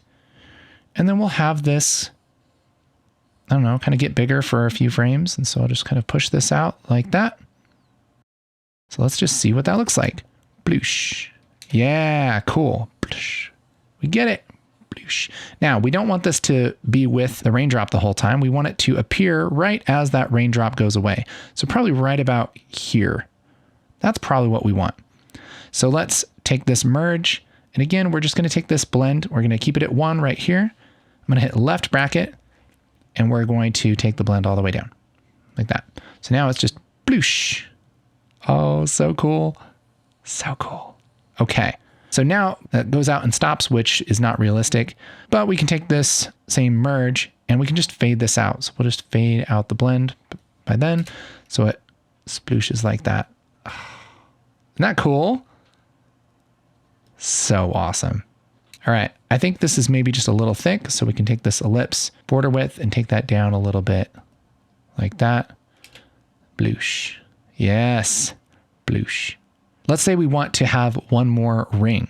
We could just copy and paste this ellipse like this. Go to the keyframes. Go to our ellipse 1, 1 like this. We'll just move these down a touch. So now we have bloosh. Yeah. Cool. The only problem is that it starts this size and it should really start from nothing. Let's take this first keyframe and we'll take the width and height all the way down to 0 like that. Now it just goes bloosh, bloosh. Such a cool animation. And then just a reminder, we can take this animation, throw this into our timeline, and now we have it available for our edit. We don't have to render it out or do anything crazy. It's just available, just like a clip. Pretty slick. Pretty dang slick. So that's one simple technique for making 2D graphics. But what about 3D graphics? This is where things get really exciting and maybe a little bit more complicated, but we're just going to touch on the 3D capabilities in Fusion. There's so much to go over here, but we're going to make a really cool 3D title and you don't even have to know that much, okay? So I'm going to go to my media pool, right click in the empty space and select new Fusion composition. And let's call this 3D title and hit create. And then double click on that. That's going to open it up here in the Fusion page. I'll just zoom in. We have our media out. Go up to workspace and uncheck show page navigation. And let's get into some 3D stuff. So just like the particles, where we have an emitter that just kind of makes the particle shapes, and then we have a render, we have ways to make 3D shapes, and then we have a render. So these icons are the 3D nodes that are easily available in Fusion. And so to talk about 3D, we're just going to grab a shape, which is right here, drag that in. That's a shape 3D. And then this one right here, which is a render 3D. Now, if I take this shape 3D and I put it in either of my viewers, something happens. Here, I'm looking at a 3D world. So I have these grid lines here, and we're actually looking at this in a 3D viewer. If I hold down the middle button on my mouse, that's the scroll wheel, and I click and drag, I can pan around. If I hold down Alt and click and drag with my scroll wheel, I can rotate around this in the 3D world. So we can see that we have this 3D world and we have a plane that's up on its side that's just kind of sitting there in 3D. That's because this shape 3D node has one job, and that's to make some kind of 3D shape. So if we select the shape 3D and we go over here to the inspector, here where it says shape, we have plane selected. So we could go down, let's just make a cube because that's a little bit easier to work with. And you'll notice we have these lines here. So it kind of looks like a cube that's drawn in perspective, but we don't have any shading or anything. To fix that, we can go up here to this little icon, this little gray circle, and open this menu. And let's switch this to lights or shadows, either one. And now we can see we have a shaded 3D cube. So this actually looks 3D. By the way, I can scroll to zoom in and out if I want to, but here's my cube. Now, if you're not familiar with 3D stuff at all, this is probably going to be kind of a bigger learning curve, but pretty much how it works is that you have three axes. You have the X-axis, the Z-axis, and the Y-axis. And those describe just different directions in the world. And so just like in 2D, when you can move something up and down or left and right, that's 2 dimensions. We can move things in 3D here in the 3D world by grabbing these little arrows and just kind of moving them back and forth like that. It's easy to get overwhelmed with this stuff, but really it's how we're doing everything in Fusion. We have a shape that has a location. The only difference is that there is a location in the Z space, which is back and forth, as well as up, down, left, and right. So now we have this cube. And this so far is just kind of like the computer thinking about a cube. It's like it's math, it's data. This isn't actually an image. In order to make an image, we need to put this into a renderer. So we can take this shape 3D, take the output of it and put it into the renderer 3D. And let's look at that on the right. And we can see it's just a white square. Now, why is that? Well, it's because we're perfectly looking at this cube from the side like this. We don't have any lighting or any shading or anything turned on in our renderer. And so it just kind of gives us a white silhouette. We can fix that by going over here to lighting at the bottom of our render 3D properties and checking enable lighting, enable shadows. And now we have a black silhouette, which is, I guess, better, maybe. But what we really want is this kind of look, right? We want to actually see stuff in 3D. In order to do that in the renderer, we actually need to set up some lights. So how the heck do we set up lights? Well, just like we do with 2D nodes, where if you want to add something else to a node, you use a merge. If you want to add something else to this 3D, you use a 3D merge. So this little icon right here, this is our 3D merge. I can take this and just drag this in between our shape 3D and our 3D render. and nothing happens. But what it's doing is it's putting this shape into a 3D world. You can kind of think of a merge 3D as its own container, its own group of 3D stuff. So we'll take this and look at this here on the left viewer, and it looks the same by default. But the great thing is that we can add multiple stuff to this. So I could copy and paste this shape 3D and plug this into the merge and then move this around. And you see we have two shapes, right? And we also see those two shapes rendered here on the right. Of course, we still don't have any lighting. So let's add some lighting.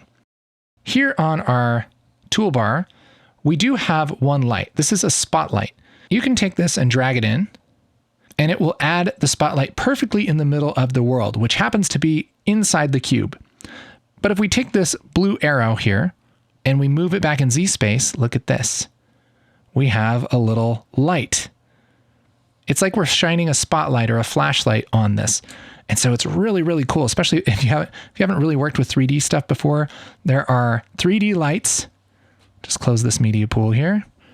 And you can actually light things just like you would in the real world, but with a digital light. Oh my gosh, it's so much fun. And you can adjust the properties of this light to change how things look.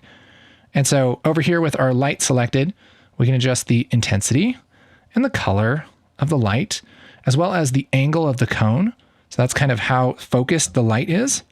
So I could push this cone angle up. We could push up the penumbra angle, which is basically like the softness of the light. Can push that up. And so now we have this kind of soft spotlight. And so yeah, we have this digital light that we can move around. We can also rotate it. If we go up to our transform controls here, we have our translation, which moves this around, and our rotation. And if we rotate this on Y, look what happens. Oh, baby, we're getting some cool stuff happening. And so now we can actually see a little bit of the shading here on our cubes. And so it's actually starting to look 3D. Things don't really look 3D unless they're lit a certain way. If they're completely lit from the front, they just don't look like they have much depth. And that's true basically with any kind of photography, any kind of 3D animation, digital imaging, that kind of stuff. You have to light it to really see that depth. So this spotlight is great, but it's a little bit complicated for really what I want to do. So let's take away this spotlight, and I'm going to use my old shift spacebar trick, and we're going to type in light, and this is going to bring up all the lights in the world. And what we're going to look for is directional light. Directional light right here, and add that. And I can take this and just plug that into our Merge 3D, and look at that. Again, it's lighting it perfectly from the front. We can tell that by looking at this little indicator here, which is a little bit hard to see, but it's basically a thing that kind of looks like this, and it has these rays coming out like that. This is the direction that the light is facing. So as we rotate this, I'll just go over to our transform and rotate this. I'll just rotate this on X. We can see this kind of, here, maybe it's a little easier to see over the white. We can see this kind of moving up and down. And as we change the angle, we can see the lighting changing on this face and this face. And so if we rotate this a little bit, have this come in kind of from the side, from the upper side, then now we're starting to get some differences in the sides of our cube. And if we were to say rotate these cubes, let's just go to our transform and rotate these, we can really see that 3D coming through even on the render. Let's just scale this down a little bit and rotate it so we can see that. So now that's where we're really starting to get that 3D. So if it doesn't look 3D, one, you got to make sure that you actually have enabled lighting and shadows. The other thing is you got to make sure you actually have lights there and that they're aimed not just totally straight on with the camera. Got to have a little bit of direction to the lights. So in addition to being able to make 3D shapes and put them together in a world and add lights to the world, we can also add a digital camera. So this icon right here, this is a 3D camera. I'll just drag this in and again, just plug it into the Merge 3D. A Merge 3D can take as many inputs as we want, where a regular 2D merge only takes 2 inputs.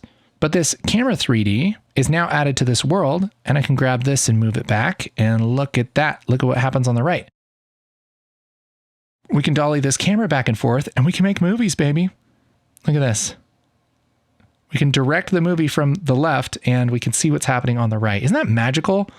It's just crazy. But so we can adjust where the camera is and also the focal length of the camera and the rotation and all kinds of cool stuff with this camera.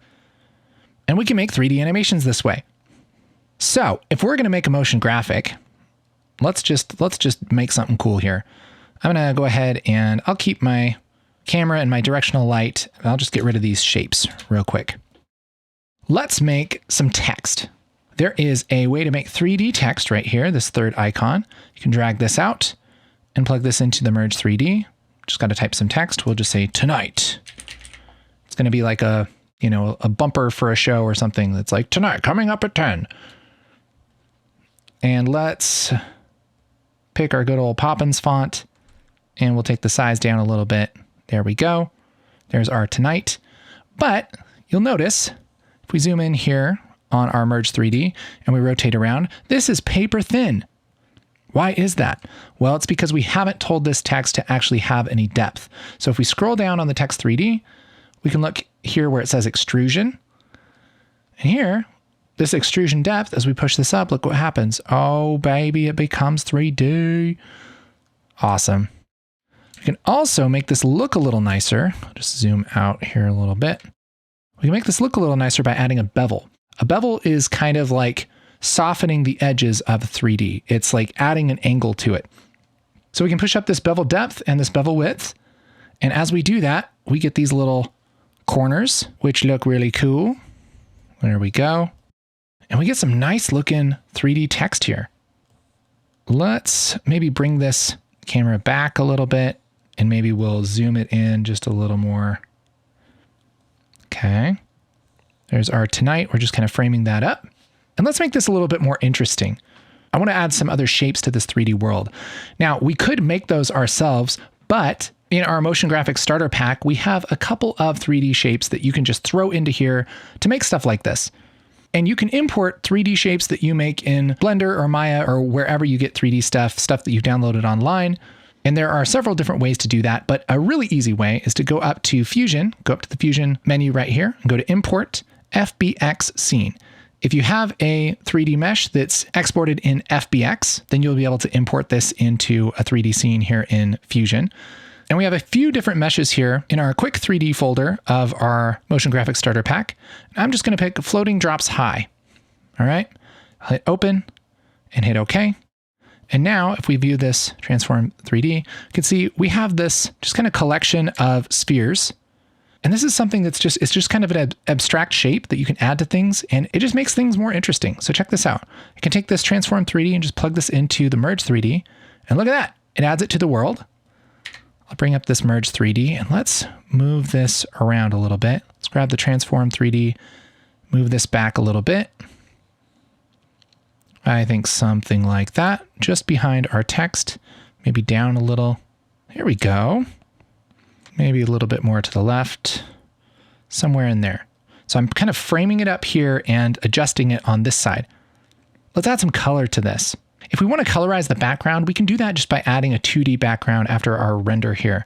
So let's just make a normal 2D background and we'll plug this into the media out and we'll take the renderer 3D and merge this over our background like this. So now we have, when we look at our media out, we have all of our 3D. This is just our 3D render being laid over a black background. Now, black and white, not so great. Let's go to our trusty color palettes. I'll just drag this in as a media in, bring this up in our first viewer, and let's pick a color palette. I kind of like number 6, this one right here. Kind of some wine tones, elegant wine tones. And let's pick a color for the background. Let's just do this darker color for the background. And for the floating drops, if I select that and go to material, I can select the base material color. So let's pick kind of a lighter shade here. That looks good.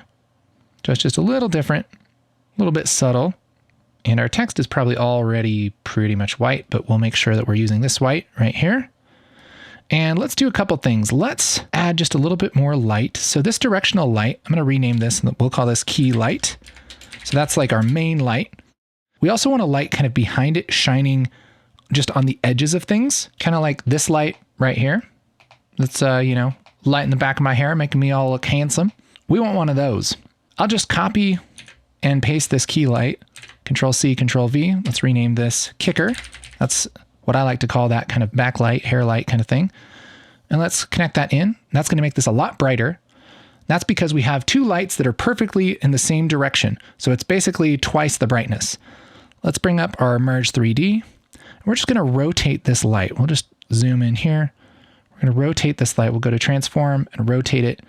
Move this X, and we'll just rotate that down like this. And we can see here on our render the difference that this is making. It's just kind of popping the little edges. Oh, it makes it look so much better. It's so easy to do. And we'll just adjust that until we get a nice little edge. Just kind of rotating everything till we get a nice edge on things. Yeah, I like this little part on the O, this little part right here. So as we rotate that, that kind of changes that around. It looks so good. Yeah, that's a big difference. Just the lighting on things, especially in 3D. So here's before, looks okay, and here's after, and it's like, oh baby. All right, that's looking pretty good. The only other thing I want to do is right here, this gets a little bit too dark right here. And so I want to just add an ambient light. So an ambient light is just kind of a overall light that brings things up so you don't have just pure black in your 3D renders.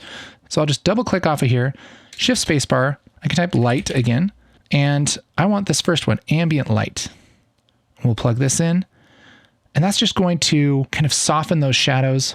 And instead of using just a white light, let's actually use a color. I'll take this ambient light and let's pick this wine color also. And for this kicker, maybe we'll try a different color. Maybe we'll try it red. Ooh, yeah, that looks cool. That little red kicker. Yeah, that's neat. It's cool with the palettes because you wouldn't necessarily try these ideas. I wouldn't think to do a red kicker, but it's really easy to just be like, oh, a red kicker?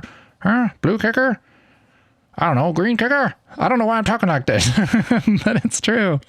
Yeah, I think I like that red. That's cool.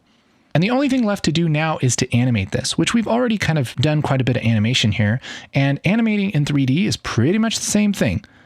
So all we have to do is pick what we want to animate and then set the keyframes, right? So the first thing let's do is let's have this floating drops rotate. So if I rotate this on Y, look what happens. It looks like these little planets are orbiting, which is kind of neat. So let's go ahead and do that.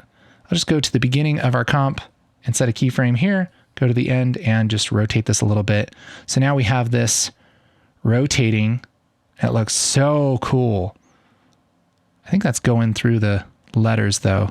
So let's push that back just a little so we don't have those going through the letters. There we go. Isn't that awesome? It's so easy to do stuff like this. And then maybe we'll rotate this on, let's see, X maybe? Let's do X too. So again, we'll just rotate this at the beginning and the end. I'll just push that around a little bit. And now we have these kind of rotating around. It looks so neat. Look at that. That's so cool. Okay, last thing we'll do is just rotate the camera around it. Now, with the camera, and with anything really in Fusion, you'll have the position, but you'll also have the pivot. So the pivot is kind of where it rotates and scales from. And so in 3D, under this transform thing, we also have a pivot. We just got to twirl this down. And if we push this pivot Z up a little bit, we can see our little indicator moving. So as we move this back and forth, it's going to not move the camera, but it's going to move the point that it kind of thinks the camera is, the pivot point. And I'm going to push that pivot point right there where the text is. So right in the middle of the text, because now I can rotate this camera on Y and look what happens. We rotate around tonight like that. And so all we have to do is animate this rotation of this camera and we get all kinds of cool stuff. Look at that. That looks so awesome. And it looks like I set 50 keyframes to move my camera up and down and everything. Nope, just one rotation. And so let's have this end, at frame 48 or so, somewhere around here. So we'll just keyframe that Y rotation. And then at 0, let's push it this way a little bit. I don't know, something like that. So it goes tonight. And then we'll have it keep rotating just a little bit this way. Okay, let's see what this looks like. I'll play this back. Tonight. Oh yeah. Cool. I want this transition to be a little bit smoother, so we can go to Spline, Make sure I have my camera Y rotation selected. And we have our 3 keyframes here, our start, middle, and end. And we have this sharp transition here. What I want to do is smooth this out. So I can take this, just select it, and hit Shift S for smooth. Then I'll just bring it up a touch. So now this will start out rotating kind of fast, and then it'll slowly slow down, and it'll just nicely change. Oh, that looks so great. Dude, I'm so proud of that. It wasn't even that hard to make. Let's do one more little thing. On this background, let's add a little vignette, or sort of, I guess, like a reverse vignette. Let's take a background node, and we're just going to merge this second background over this first background. That just makes it all black. But we're going to pick from our color palette here, and I'm going to pick the lighter color, and then just add a little mask either to the background or the merge. It doesn't matter in this instance. Let's do a ellipse mask. And I'll just size this down and then make it really soft. I'll soften this edge a little bit. Ooh, yeah. That makes it look so cool. So now, look at that. That looks so pro. Tonight. Man, that looks like you know everything about 3D. But really, we just threw some stuff together in Fusion. Let's take this 3D title and have a look here. Look at that. Isn't that sick? We made that just now in Fusion. That's pretty cool. And it's a total custom thing. Nobody else is going to have a title like this. It's pretty neat. So to review, we have our text 3D, and we imported our floating drops, which is just being transformed and rotated. And then we're adding some lights and a camera to this 3D world. And we're just kind of setting it up and framing things just like you would in the real world, animating stuff. And then we have that render that's going out that has all the 3D stuff without the background. And then we're just putting it over a dark kind of wine looking background and a lighter purpley background with a soft ellipse mask on it. You put that all together and it looks super dope. I hope this gets you up and going making graphics in Fusion. Make sure to download that motion graphics starter pack right here. If you want to dive even deeper and learn a whole bunch more about Fusion, we have courses available at groundcontrol.film, but we also have a bunch of stuff here for free on YouTube. If you watched all the way to the end, you remember our bet earlier. Leave a comment down below. And yeah, now that you know a little bit more about motion graphics in Fusion, I think your future's looking pretty bright. You know what I'm saying?